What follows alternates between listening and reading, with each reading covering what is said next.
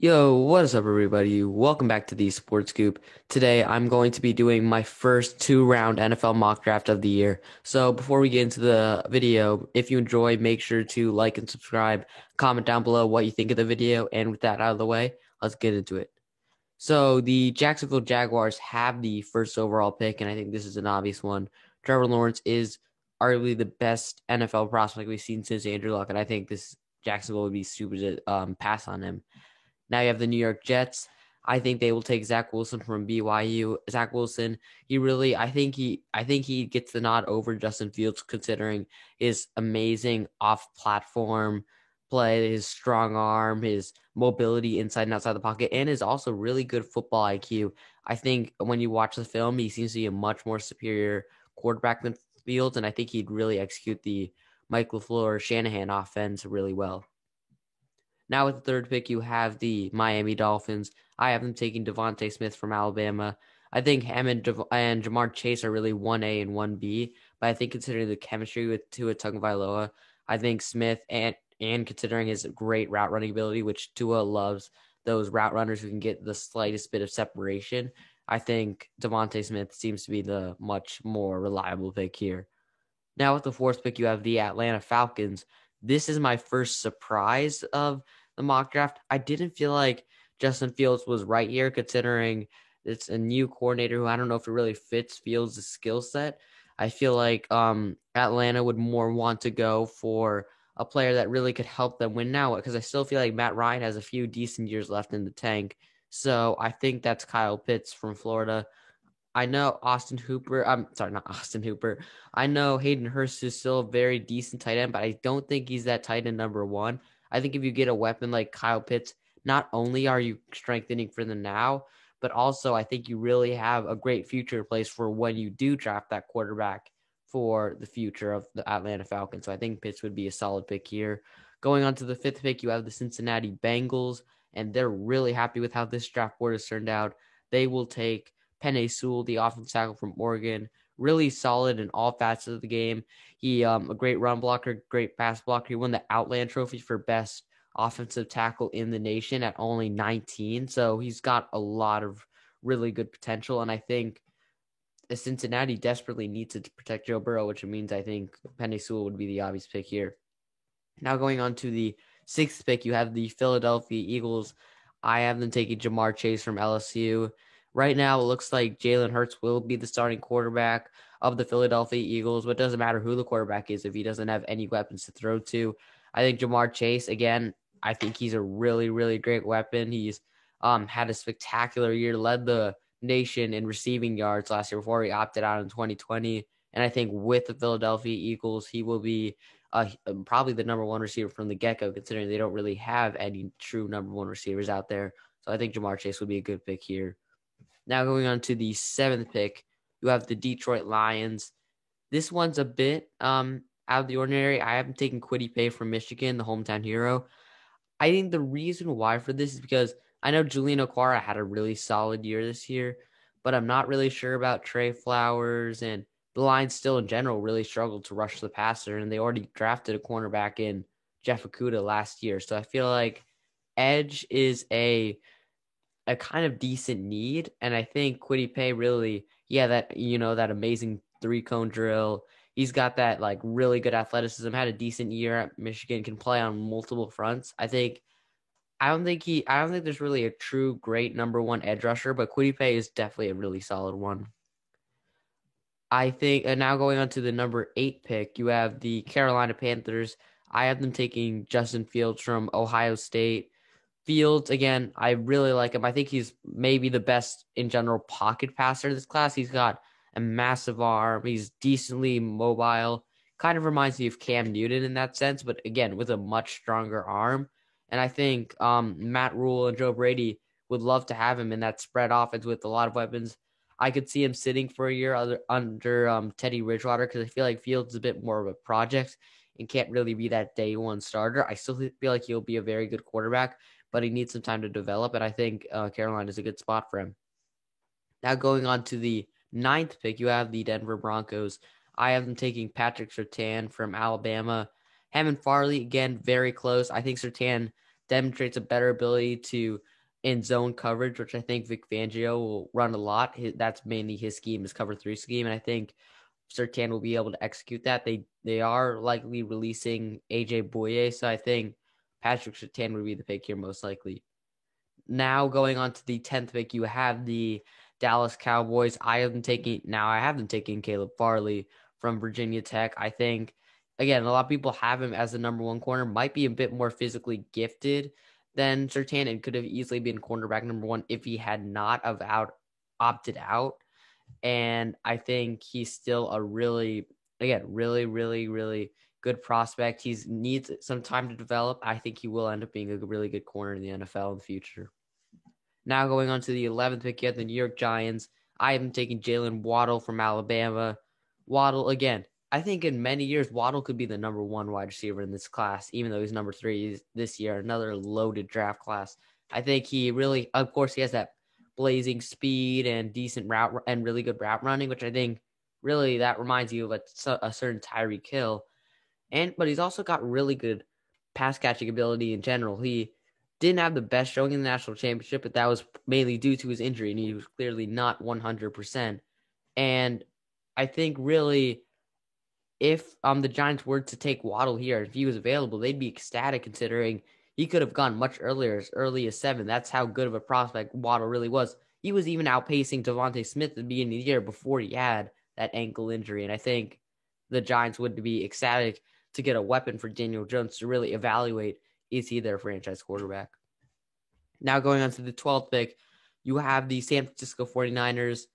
I'm picking Trey Lance here. I know Kyle Shanahan went out and said that Jimmy Garoppolo was their quarterback for 2021, and I agree. I think he will be. However, I think that they still will probably want to, if Trey Lance is available here, I think they will target a quarterback in the draft. Again, let him sit under Garoppolo in 2021, and maybe let him take the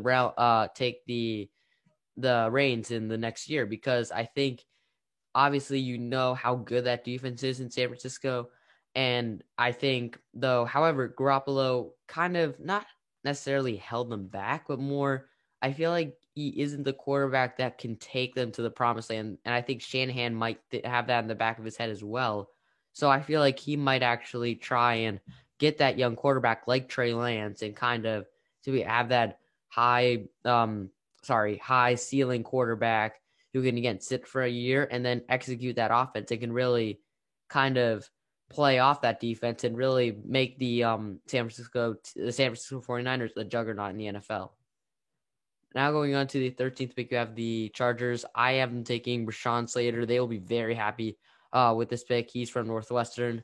I think what a lot of people like about Slater, and some people even have him as the number one offensive lineman, is that he has great versatility. Obviously, he can play tackle, but he would also be a really good guard. Some people even have him as a center, which I think, again, you really, especially nowadays with injuries can happen, you really like that offensive lineman who can provide depth at every position on the offensive line. And I think the Chargers obviously want that when they're trying to protect their Golden Goose and Justin Herbert. So I think Slater would, if he was available here, which in my mock draft he is, they easily take him. Now going on to the 14th pick, you have the Vikings. I am taking Christian Darrisaw from Virginia Tech. He is a mammoth in protection. He had a really good year with Virginia Tech this season. And I think with Ezra Cleveland moving to guard this year, I think they need to kind of shore up the tackle position. And I think Darrisaw at this point is the best available. I think there's good value at this spot at 14. Defense could be a pick here, but I don't think really there is any that's worth taking this high. So I think Darrisaw is the pick. Now going on to the 15th, you have the New England Patriots. This one's an interesting one. I am taking Micah Parsons from Penn State. He could have easily gone a lot higher, but I think with that hazing scandal and kind of that he's not a very good teammate, I think that will cause him to drop a bit. And he's really Bill Belichick's type of guy. He's fast, he's strong. He really exemplifies that modern NFL linebacker, kind of like that Luke Kuechly mold. And I think really that's really what New England needs to kind of rebuild on that defensive side of the ball, which was still solid, but they definitely need help at that linebacker position. And with Parsons available, I don't think Bill Belichick will hesitate to take him. Now going on to the 16th pick, you have the Arizona Cardinals. I have them taking J.C. Horn from South Carolina. Horn really had his breakout game against Auburn this year, and he's a really physical, again, another really good cornerback. And the Cardinals probably need that guy, considering Patrick Peterson is likely to leave in free agency, leaving a really big gap for that cornerback number one. And while I don't think Horn will immediately step in and take that role, he will have could end up being that guy, could kind of at least provide some depth and still start for the Cardinals. Now going on to 17th pick, the Raiders. I have them taking Gregory Rousseau from Miami.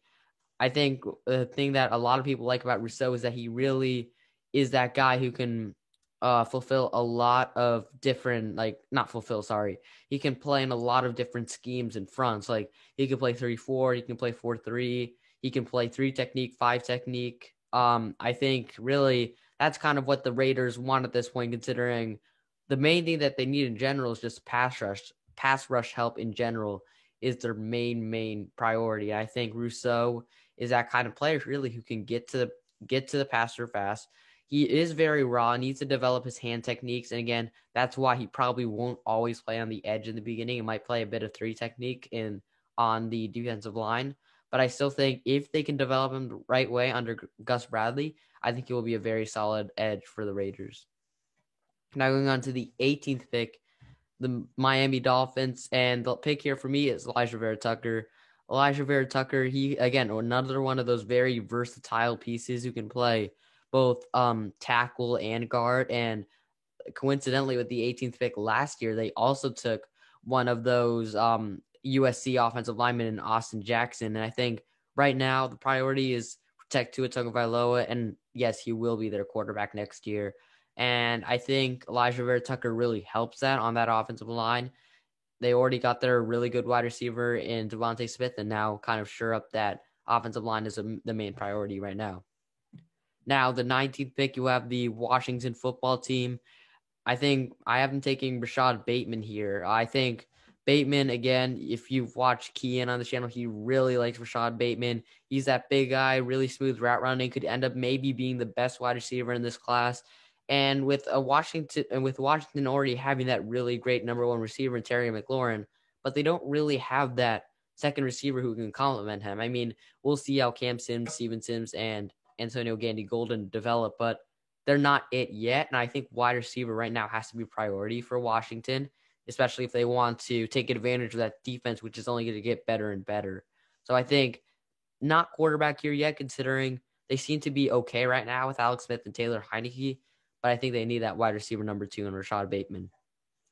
Now going on to the 20th pick, you have the Chicago Bears.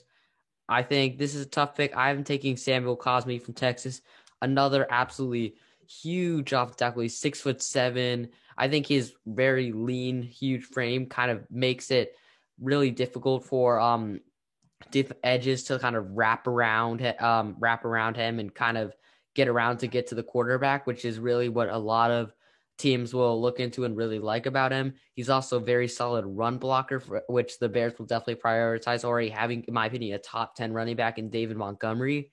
So I think, again, I don't know if I'm refraining from taking a quarterback, considering they might trade for Carson Wentz. We don't know yet at this moment, but I think quarterback not yet for the Bears. Now going on to the 21st pick, you have the Indianapolis Colts. I have another offensive tackle, Liam Eichenberg from Notre Dame. As you saw, Anthony Costanzo did retire from the Colts, which leaves a gaping hole at left tackle. Eichenberg, in my opinion, is a really good pick for Indianapolis, considering he's just a plug-and-play day one starter. I think he doesn't have an extremely high ceiling, but he has a high floor, which is really good for Indianapolis, who right now at the beginning, the new stages without Anthony Costanzo, they want that guy who can just be reliable, that guy who can just be a solid left tackle for whoever the quarterback will be. Now going on to the 22nd, you have the Tennessee Titans. I'm taking Jalen Phillips from Miami, a really good edge rusher this season. He had, I want to say it was like 10 sacks. He had a really good year for Miami. He really had a breakout season in the absence of Gregory Rousseau. And I think obviously he's a bit better in a 4-3 scheme, but I think he could definitely be that 3-4 outside linebacker that Tennessee really need. They obviously, it's no secret that they definitely have struggled in pass rush. Jadeveon Clowney hasn't really been that good of a signing. Neither has Vic Beasley. So I think Jalen Phillips would be a great fresh start for Tennessee. Now going to the 23rd pick, you have my New York Jets. This isn't a very popular pick, but I've been consistently going with this. Wyatt Davis from Ohio State. If we're getting Zach Wilson, which again I have getting him in this mock draft, and we saw this with a lot of other rookie quarterbacks. You have to build from the inside out. You need to protect them before you get them weapons, and that's what you saw with Joe Burrow last season. He got absolutely killed behind that offensive line. And while we do have a nice left tackle, nice tackles in general with Mekhi Becton and George Fant, I still think we need to shore up that interior of the offensive line. Wyatt Davis had a really good season before he got injured with Ohio State. Decent run blocker as well, but he also could be very solid in the pass protection. It was a big reason for Justin Fields' really good season. Now, with the 24th pick, you have the Pittsburgh Steelers. Again, they're potentially will lose all of their offensive linemen from this year. Pouncey already retired. I don't know if they're keeping Villanueva, so I think they need to get offensive line help. And I think Jalen Mayfield would be the pick here from Michigan. Again, another big offensive tackle. I think Pittsburgh really, they've struggled in run blocking, which I think Mayfield can execute. I think also, again, decent pass blocker as well. Ben is coming back. I don't know how I feel about that, but which means I don't think they really need to draft a quarterback yet. Running back, they could take Najee Harris, but again, I think offensive line is the main priority here. 25th pick, you have the Jacksonville Jaguars. Again, I keep going with this. Offensive lineman is key. I know they aren't the most flashy picks, but they are so important to help protecting a rookie quarterback, getting their confidence up, giving them time in the pocket. And Leatherwood, again, another one of those really reliable day one starters. He was, again, one of those leaders on the Alabama offensive line, was really good in protecting Mac Jones. And I think he will kind of really help protect the blind side of Trevor Lawrence, considering it seems potentially that Cam Robinson will be leaving in free agency, which leaves, again, a big hole at left tackle. And I think Leatherwood will fill that. You have the Cleveland Browns at 26. And I think they stopped the fall of Jeremiah Owusu-Koramoah. The linebackers have been falling a bit here. I think that's because, again, not a lot of teams that in this draft have not really had huge linebacker needs or have had other players that, while normally they would have gone for linebacker, they have other players that they just feel like they can't pass up on. So I think this is where Koramoah's fall stops. But in terms of talent, he has a lot of, he's a really good blitzer, but also I think he's easily the best cover linebacker we've seen this year and probably in the last 5 years.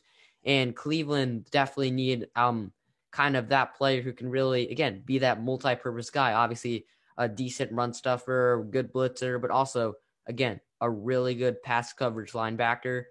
And I think, again, when you're going against teams like Baltimore and Pittsburgh, I think you need that kind of that defense, that kind of leader on the defense that can really, again, play multiple facets of the defense in general. Sorry, that sounded a bit weird, but let's go on to the next pick. You have the Ravens at 27.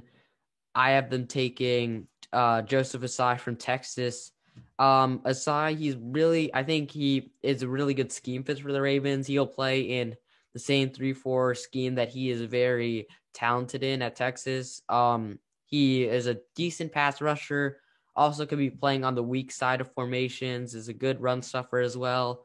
Baltimore, again, they do it multiple years in a row. They always get these late round steals, and I feel like Ossai would be that for Baltimore. I think they'd really like to have him here. You have the New Orleans Saints at 28.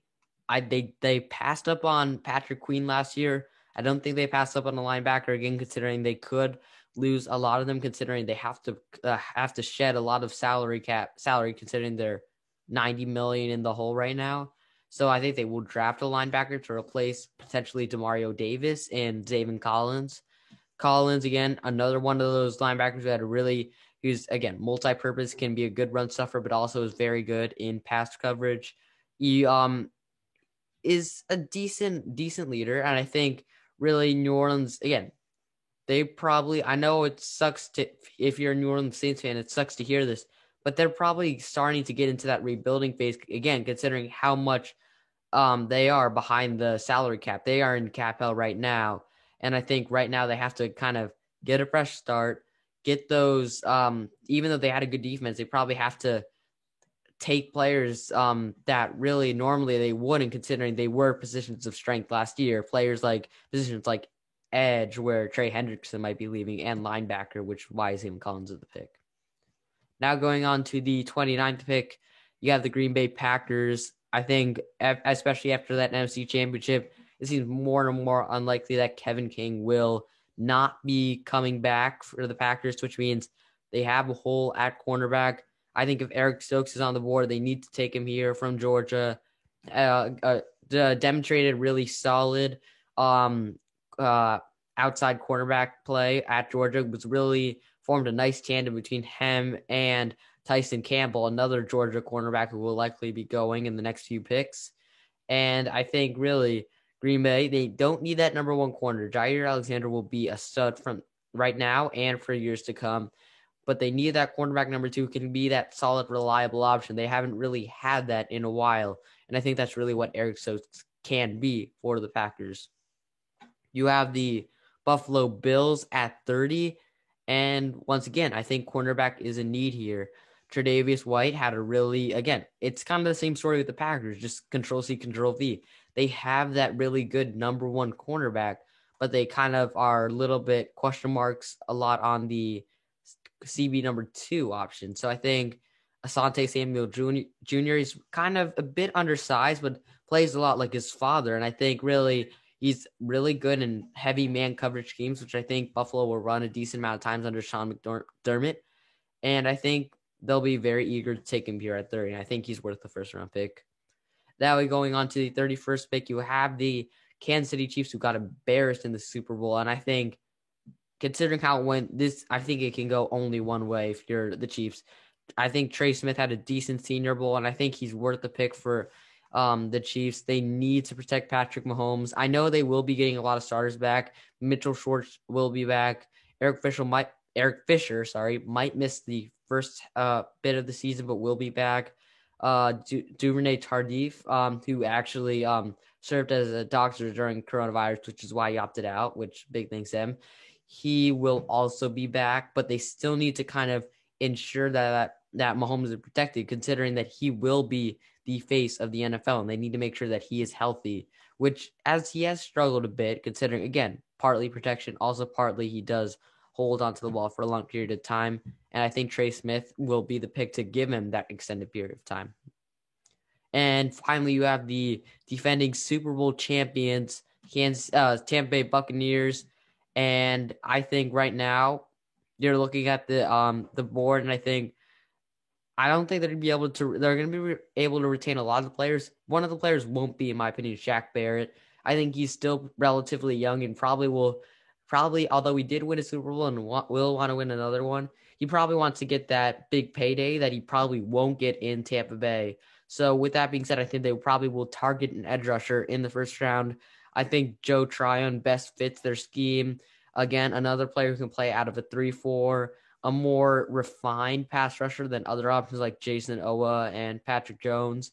So I think Joe Tryon would be the safe bet here for the Tampa Bay Buccaneers. Now we go on to the second round. You have the Jacksonville Jaguars. I think now they have to focus on secondary. They already have some picks in secondary on cornerback, but safety is still a need. I like Javon Holland, in my opinion, as my safety number one. He's a really good ball hockey safety. He has really good ball skills, and I think he can be, again, another plug and play option for them. Trayvon Moehrig is also an option. I just feel like Javon Holland's pass coverage options is a little bit better than Moehrig, so I think that's why I have Holland slightly above. Now you have the New York Jets. I think for us, I think we really have decent. I think now we have to focus kind of on the defensive side of the ball. Robert Saleh will be implementing most likely that new 4-3 scheme, and while we do have good interior rushers in Quinn Williams and John Franklin Myers, we need help on that edge. And I think that is where Azeez Ojulari will be the pick here. I think Ojulari, again, he can play in that 4-3 scheme. We saw him with that last year at Georgia. He's had a very decent year. And I think, again, we've already filled big needs of quarterback and lineman, but now we have to go on the defensive side of the ball, considering we have a defensive-minded head coach. I think they'll definitely want to have Ojulari here if he is available, and I think that's why I have him here. Now you have the 35th pick. You have the Miami Dolphins. I think at this point it's obvious, Najee Harris. I think this has really been a dream draft for the Dolphins. They've really filled all their needs. They filled the the wide receiver need with Devontae Smith. They got their offensive lineman in Elijah Vera Tucker. And now, after passing on Najee Harris twice, they can still get him here at 35. They have to take him here. I think he's the very obvious pick. The Dolphins were last in average yards per carry, and I think they kind of need that running back number one, which I think Najee Harris can be. Very good downhill runner, can also catch it out of the backfield. I think he'll definitely be a running back number one in the future. You have the Atlanta Falcons at 36. I think, again, now they have to kind of fill that edge rusher need for that they did pass on last time because to take Kyle Pitts. And I think the pick here is Carlos Basham as the Takkarist McKinley replacement. I think, again, he more of a refined pass rusher, I think, can play out of that 4-3 scheme as a left defensive end. And I think, again, he's very explosive with the edges, good hand technique. And I think Atlanta, their defense isn't exactly the completed product, not even close. And I think, again, if you want to get better on that, you have to rush the passer more quickly. Atlanta struggled with that last year. They already have Dante Fowler, but they need someone opposite to that, and that's where Basham comes in. You have the Cincinnati Bengals at 37. I'm taking Pat Freiermuth from Penn State. We saw that now we have Joe Burrow's offensive line placement. They offensive tackle and Penei Sewell. They will obviously invest more in the offseason, but I think for now you can get him that weapon that kind of could be that safety valve. Pat Freiermuth in most years would probably be the tight end number one if it weren't for Kyle Pitts. He's again a big target. He could be that weapon that Joe Burrow can just trust on when he's pressure and doesn't really see anyone open. And I know he already has two decent weapons in T. Higgins and Tyler Boyd, but I still feel like he needs that good tight end when it's becoming more and more apparent that a lot of good teams now in the NFL have that really good tight end. So I think Cincinnati will be on notice of that. And I think Freiermuth is a good value pick here. You have the Eagles at 38. They filled their wide receiver need. They could go double or nothing. They could go for multiple wide receivers considering how dire that wide receiver outlook is right now. However, I think right now in a deep wide receiver class, they will prioritize cornerback here. I think I have him taking Ifeatu Melifonwu. I hope I said that right. From Syracuse. His brother also was a draft prospect, ended up being a bust. I think one thing you notice from both the brothers that they had really, really good just athleticism. Ifeatu might have a little bit worse athleticism, but he has a much better kind of intelligence of the game. I think he will be a decent cornerback for the Eagles. They already have Darius Slay, but we don't know how much longer he will be that kind of really good cornerback. So I think Ifeatu Melifonwu would be a kind of safety valve pick for the Eagles. You have the Lions at 39. They did take that edge rusher, Kwity Paye at 7, and now I think they definitely need to invest in the wide receiver position, especially considering both Kenny Golladay and Marvin Jones are not under contract. So I think they take Kadarius Toney, who had a very good Senior Bowl at 39, a very good slot option. And again, this is in case both of them leave, which there is a decent chance that they will. And again, Terrace Marshall could also be a decent option, but I feel like I like Kadarius Toney and being a more safe number one option. Kyle Trask really, when Pitts wasn't available, he really looked to Kadarius Toney, and I think he'd be a really good weapon for likely Jared Goff. I think he will be the quarterback, but I think Kadarius Toney would be a good pick here. You have the Carolina Panthers at number 40, and I think they're probably looking at an offensive tackle now. Tevin Jenkins is a really good run blocking tackle. He isn't exactly the finished product again. I say that with a lot of offensive tackles, and maybe needs a bit more refinement in general for blocking. But I still think he will be kind of a safe pick to protect Justin Fields if he is to start immediately. And also, again, could provide run blocking lanes for Christian McCaffrey in the backfield. Broncos at 41. I have them taking a edge rusher here. I have them taking Jason Owa from Penn State. I think Owa, again, he's one of those, another one of those raw pass rushers who can execute in that 3-4 scheme. Obviously, Von Miller, we don't know if he will be back for the Broncos this year. And I think Miller, whether even if he is back this year, we don't know how much more time he has being that elite pass rusher. So I think they get his replacement here with Owa, who can form a good 1-2 tandem between him and Bradley Chubb. And you have now the Dallas Cowboys, and they took their cornerback, and I think now they have to, again, they still need to invest on the defensive side of the ball. They struggled in that area. I think they did get a good pick in Neville Gallimore, but I think they still need a bit of help on the interior of the defensive line. And I'm taking Christian Barmore from Alabama, a relatively weak interior defensive line class, and I think this is kind of the good value for Barmore. I think, again, he's good as a 3 technique, can be a nose tackle as well. And I think Barmore can he can form that good 1-2 tandem with Neville Gallimore in that 4-3 system that likely will be implemented with Dan Quinn as the new defensive coordinator. You have the New York Giants at 43, sorry.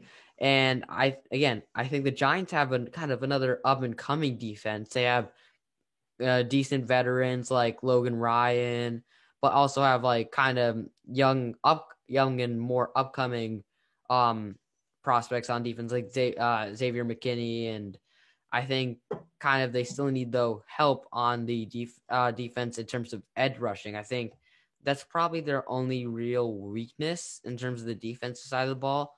And I think they can get one here with Quincy Roche from Miami. Didn't have the best year this year with Miami, but then again, of course, it was really a difficult year for everyone. Difficult year to transfer considering the coronavirus pandemic. He has really a lot of great athletic gifts, and I think even if he didn't have that wanted season at Miami, I still think he will be a second-round pick here for the Giants, who will definitely be happy to acquire his services. The 49ers now are picking, and I think they still need a cornerback. They really don't have anyone under contract for them. So to get, they obviously will look in free agency, but they also need to invest in the draft. And this is where Tyson Campbell, Eric Stokes' teammate, goes. I think Tyson Campbell actually provides a bit more of high athletic ceiling. He's much more athletic. He wasn't the cornerback number one, but I still think he can end up being that solid option for San Francisco. He's got really high ceiling. Might not start immediately, but I still think he will be a very solid option eventually for San Francisco. You have the Chargers once again at 45.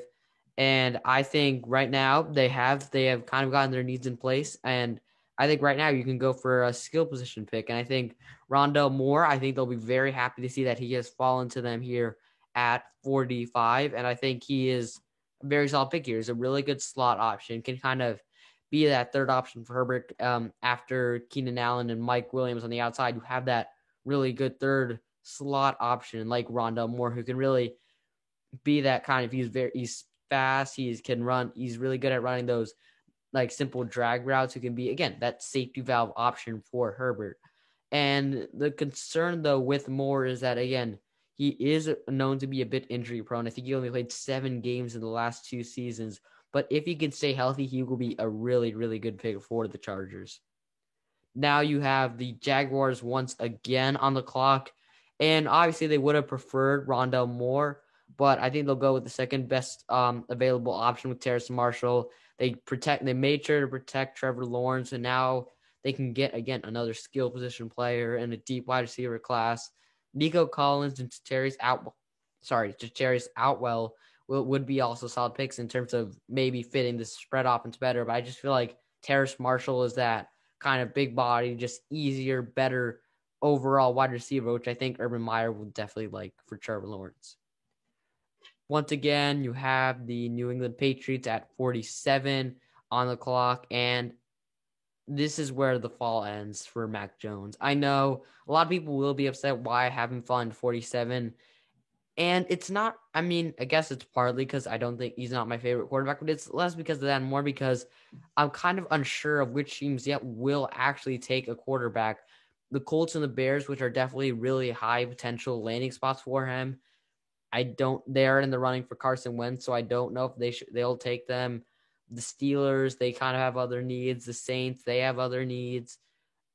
I just feel like it's a difficult time for Mac Jones, considering that there are a lot of potential landing spots that they all have bigger needs, and there were other players there that could have been taken for them that may actually better suit them in the short term. But that being said, I still think Mac Jones will be a very good starting option. In fact, I think he's actually, even being picked in the second round, I still think he is probably the second most kind of NFL ready quarterback immediately from the get-go, other than Trevor Lawrence. He has an okay arm. He's not very mobile, but then again, you saw that non-mobile quarterbacks can win the Super Bowl with Tom Brady. And I think New England kind of will pounce on that opportunity to get Mac Jones. I think, will he be the immediate starter? Potentially, but some people are saying he's better than Tua Tagovailoa out of college. Again, that could be. We don't know yet, considering, again, he's a lot less mobile. I still think he's a good pick, though, here for New England. You have the Arizona Cardinals at 48, and another slide will end here, Travis Etienne. I think Arizona probably would take him here, considering Kenyon Drake, another player that is not under contract for the Arizona Cardinals. And I think, there are other needs on Arizona, in particular on the interior of the offensive line. I think still with Etienne on the board, it's kind of hard to pass up on him, considering he's fallen so far. He could have even been not a terrible pick at 16, but at 48, I think the Cardinals would definitely take him here if he were available. You have the Las Vegas Raiders at 49, and this is once again, I'm doing this again. This is kind of the area where a lot of players that could have gone in the first round kind of fall, and this is their landing spot. Nick Bolton from Missouri.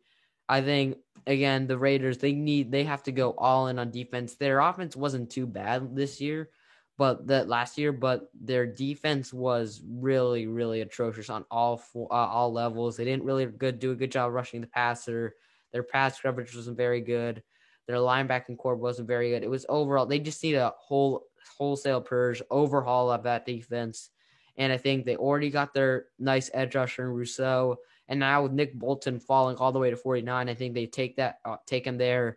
And I think he's a good pick here because not only is he very gifted physically, as all linebackers are, he's also one of those players who is kind of, you've seen from multiple teammates, that he is a leader. He was the leader of that Missouri defense.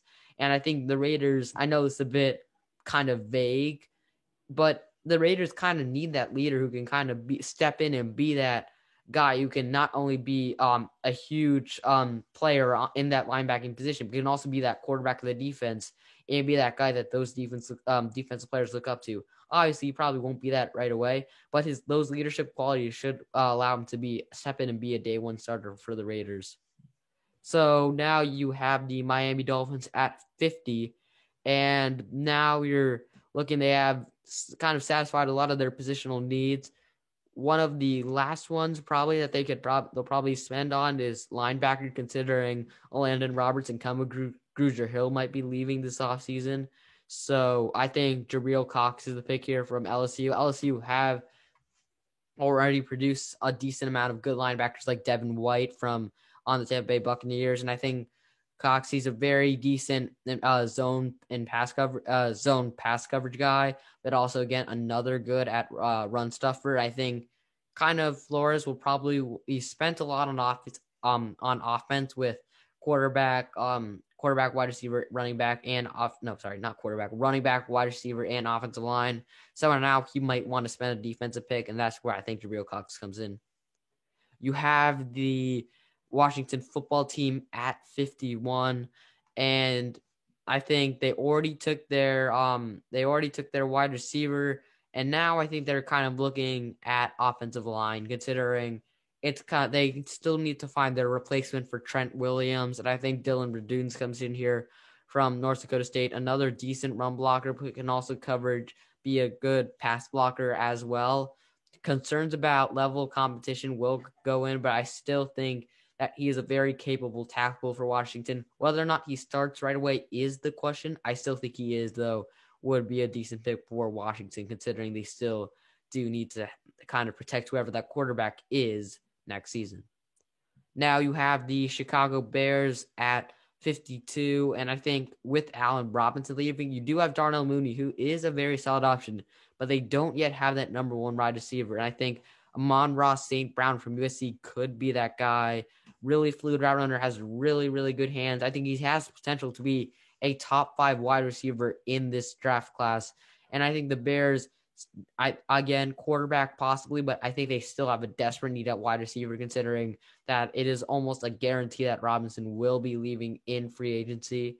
And I don't think if they do get Carson Wentz, I don't think that changes that. So I think they need to take that wide receiver here, and I think Amon-Ra St. Brown is the pick. You have the Colts at 53. This is a tough one. I know they have Jacob Eason in-house, but I'm not – I like Kyle Trask. I think he has a decent arm. He's not terribly mobile, but he's not that bad either. I think he's a solid pick here, which is why I'm going to take him. I think for pick number 53, don't get fooled. He's not the 104th prospect in the draft. He's much higher than that, in my opinion. I think he's really good value here and could have even been a first round pick if it wasn't for that not so good showing against Oklahoma in the I want to say it was the Peach Bowl. I think it was the Peach Bowl. And I think he really can be a really good quarterback if he sits for a year. I know Jacob Eason, they do have faith in him. I don't know if he's really a starting quarterback in this NFL, and I think Kyle Trask in the second round would be a solid pick. I don't know if they're getting Carson Wentz either. This could really change if there was a trade to occur, but for now, I have Kyle Trask. We have the Tennessee Titans now at 54, and I think they double down on defense, on the defensive line in particular. They still need to help pass rush. They also weren't really good in stopping the run. I think Jay Tufele is that good two-way player. He can play on multiple fronts, single gap. You can play 4-3, 3-4. I think really that's kind of what Tennessee needs. I think they're going to be more in a 3-4 system. Jeffrey Simmons is a solid interior defensive lineman, but they still need a bit more of help on that in that area. And I think that's where Tufele comes in. I think again, Tennessee, they already did take Jalen Phillips, so they still need to again make sure that defensive line is significantly improved from last year. Mike Vrabel, who is the defensive head coach, will definitely want to emphasize that this year. The Seahawks at 55, and we heard from Russell Wilson, no, he will not be leaving. I guarantee you. He was frustrated with getting hit, and I think it's a valid concern. He was the most, I think since like 2013, 2014, he was the most sacked quarterback in the NFL, and I think the Seahawks, even though they don't have a first-round pick, they need to spend their second-round pick on an offensive lineman. I think Creed Humphrey is a very polished offensive lineman, can play center, but can also play guard. I think he'd be a very good pick here for the Seahawks, considering, again, Russ, he is very mobile, which is good, but he can't be running for his life on every play. And I think giving him room to step up in the pocket on that interior of the offensive line would really benefit him and make his morale in general go up. We have the Pittsburgh Steelers at 56, and I was stuck between two guys, Javonte Williams and Trey Sermon, but I like Javonte Williams more. I love his elusiveness, his ability to kind of make those quick cuts and kind of hit the running lanes, which he's very good at. The Steelers they don't need to go fully back to their roots of power running, just running 30 times a game. but they still need to establish that, considering last year they weren't able to do that at all. And they had to have a 38-year-old Ben Roethlisberger, who clearly wasn't the same quarterback, throw it that often. And I think Javonte Williams, I don't know if he'll be immediately that running back number one, but I still feel like he has very high potential to be a very solid running back on that Steelers team. And I think Williams would be a decent pick there here in the second round. You have the Los Angeles Rams here at 57. They had the number one defense in the NFL last season, but they didn't have the best linebacking core. And I mean, in terms of the interior of the linebacking core, I think they still need to kind of invest in that a bit more. They have their new quarterback in Stafford, and I don't think they really need anything on the offense in general. And while that defense was good, I still think they need a bit of help on that linebacking core. So I'm going to go with Baron Browning, someone who can play kind of will linebacker in a 4-3 system, but also interior on the 3-4, which the Rams like to run. So I think Browning would be a good pick for the Rams here. Once again, you have the Cleveland Browns here at 58. I think now that they again, a lot of these teams are doing this, they have to go again on the defensive side of the ball. I think the Browns aren't far away from being a Super Bowl contender. They're very talented on offense, but they need to kind of invest a bit more in the defense side of the ball. They have a really good edge rusher, Myles Garrett, but they don't really have a good option opposite to him. I know they have Olivier Vernon, but he just is coming off of the torn ACL. So I think Dayo Odeyingbo, I don't want to pronounce that wrong. I'm sorry. But again, another one of those players, very versatile, can play in multiple systems, has got good hand technique, is a very, very quick off the rush, and I think he would be a good pick for Cleveland at 58. You have the Ravens at 59, and I think here they kind of try and get Lamar Jackson. Again, yeah, they're going to try and get that number one wide receiver. I know Hollywood Brown's decent, but Lamar, he has some okay weapons. Like, again, Hollywood Brown isn't that bad. I guess Mark Andrews is solid as well, but he needs that number one weapon that he can consistently trust. Is Tylan Wallace that? I don't know, but I feel like he has the best chance of that. He was very good in that in that spread offense at Oklahoma State, that air raid system. Obviously, it's going to be a bit different in Baltimore, but he will still execute in that spread offense as a Z receiver for the Ravens, which I think he will be a good fit in. Now you have the New Orleans Saints at number 60 overall. And I think here, again, it seems likely that Trey Hendrickson will be leaving in free agency, considering they really can't sign anyone. And I think Patrick Jones, very, very raw prospect, but I think he has the ceiling is through the roof. He obviously needs to work on his hand technique a bit, but also and also maybe a bit sorry. But he didn't have the greatest of numbers. But I think the thing was, though, that is with Patrick Jones, is that he has a very quick release. Again, very strong, has decent size. And I think New Orleans kind of would be, in my opinion, I think, again, obviously they have a linebacker need, but I think they also need help on that edge rusher position. If, again, Hendrickson, who had a really good season, is likely to leave, considering they probably can't re-sign him with the season that he had. So I think Patrick Jones being available at 60, which again, I think is good value. I think he could have even been a first round pick this year. I think he's great at 60 for New Orleans. I think he'd be a very, not exactly plug and play, but I think he'd end up being a very solid edge rusher for the Saints. Now you have the Packers at 61, and this is finally the time where they invest in the wide receiver. They didn't at all last year, and I think they need to this year. It's very, very important. I think here, which one do they take? I have them going with Chatarius Atwell from Louisville. I think what I like about Atwell is that he's not exactly the best overall pass catcher, but I think he really exemplifies what the Packers need. They need that kind of guy who's can spread the field out with his pure speed. He can be that guy, again, you can use him in the backfield. You can use him out wide. He can be that guy who can you can utilize on wide receiver screens. That guy who kind of adds another element of danger to that Packers offense that was already lethal in 2020. And I think you don't really have that many guys for the Packers that are really under contract in the future. and I think Atwell would be a good pick for the Packers here. You have the Buffalo Bills now at 62, sorry. And I think with, again, another guy leaving, I think it's a lot really related to with these teams that kind of have ended up being really good. They probably don't have enough money to pay everyone, which is a common theme where a lot of players are leaving, which leaves them to fill holes in that championship team. So with Buffalo, that player is Matt Milano. I think they need that kind of linebacker who can execute a 3-4 scheme, be that will linebacker. I think that is Chaz Surratt from North Carolina. Again, another raw prospect, but I think he had a very decent year for North Carolina. I think, again, Buffalo, they could go running back here, considering, again, they weren't the best running game, and Sean McDermott did exemplify wanting to run the football. But I think right now they still need to focus on that linebacking core and replacing the players that will leave.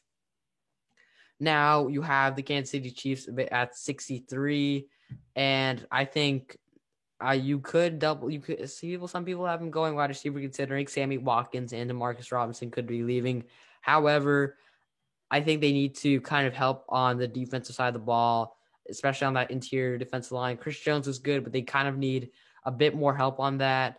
I have Davion Nixon from Iowa here. I think, again, another one of those linemen really who, again, multi-purpose. He's decent in stopping the run, but also is a very good in rushing the passer. I think Nixon, again, they do have some solid options in Derek Noddy and Jason Saunders, but I still think they need that second interior defensive lineman opposite to Chris Jones, who can be very, very reliable for the Chiefs, considering they did struggle towards the end of the year. And lastly of all, you have the Tampa Bay Buccaneers. This is the final pick of the 2-round mock draft. I think the last pick, it will be Spencer Brown from Northern Iowa. I think the Tampa Bay Buccaneers, they do have a good offensive line. I think it was shown with the Super Bowl. However, you do have Tom Brady, and you want to make sure that he's protected at all times. So why not kind of invest that that last pick with a kind of offensive lineman that can make sure, again, that he is protected, especially with that tackle position being uncertain with Donovan Smith. But that's it for the video. Again, if you enjoy, make sure to like and subscribe. We really appreciate the content. Thank you so much for watching. We really appreciate it, as we are a small channel and really love to get out these videos for you guys. We're sorry we haven't posted in a couple of days, but thank you guys for watching, and we'll see you next time. Thank you.